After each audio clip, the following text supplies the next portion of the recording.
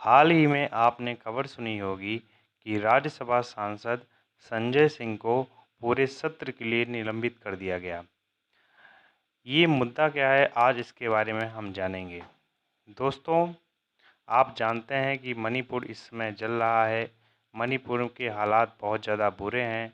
तो जो राज्यसभा में अपोजिशन के सांसद हैं, वो चाहते थे कि राज्यसभा में रूल 267 के तहत चर्चा की जाए। लेकिन जो सरकार पावर में है, वो कह रही थी हम चर्चा तो करना चाहते हैं, लेकिन हम रूल 176 के तहत चर्चा करना चाहते हैं।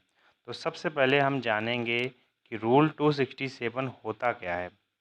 दोस्तों, जैसा कि हम जानते हैं, राज्यसभा किसी भी देश का एक महत्वपूर्ण इंस्टीट्यूशन होता है। तो नेक्स्ट डे किस मुद्दे पर चर्चा होगी, ये पहले से ही डिसाइड होता है। लेकिन अगर सभापति 267 रूल को मंजूरी दे देते हैं, तो नेक्स्ट डे जो मुद्दा पहले से ही डिसाइडेड करके रखा गया है, उसको हटा के जो करंट मुद्दा और जो इम्पोर्टेंट मुद्दा रहता है देश का, उस पे चर्चा की जाती है। हम जानते हैं कि जो सांसद होते हैं, उनको प्रश्न पूछने के बहुत सारे मौके दिए जाते हैं। मैं कुछ मौक़ों का जिक्र करूंगा, जैसे कि उनको शून्यकाल का समय दिया जाता है। हर दिन 15 सांसदों को शून्यकाल में अपनी बात रखने का समय दिया जाता है।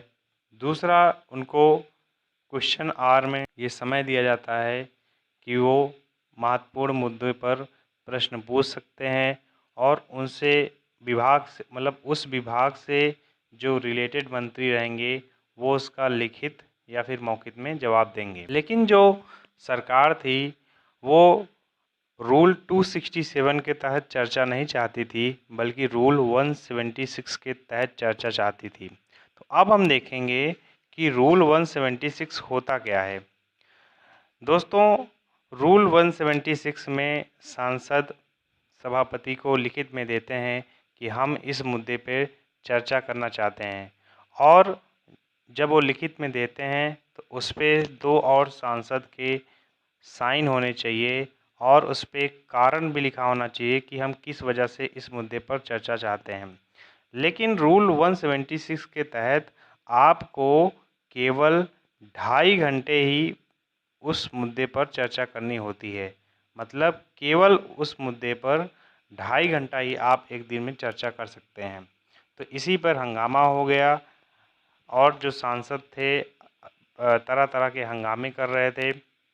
इसी वजह से जो राज्यसभा सांसद हैं संजय सिंह, उनको भी पूरे सत्र के लिए निलंबित कर दिया गया है। तो आशा करता हूँ आपको आज 2 रूल के बारे में पता चला होगा। अब दोबारा कभी ऐसे आप न्यूज़ में सुनेंगे कि रूल 267 या फिर रूल 176, तो आपको पता चल जाएगा कि इसका एक्चुअल में मतलब क्या होता है। आशा करता हूँ आपको ये वीडियो पसंद आया होगा। आज आपको कुछ नया सीखने को मिला होगा, जो आपके लाइफ में वैल्यू ऐड करेगा। तो वीडियो अच्छा लगा हो तो वीडियो को लाइक कर दें और चैनल को सब्सक्राइब कर दें।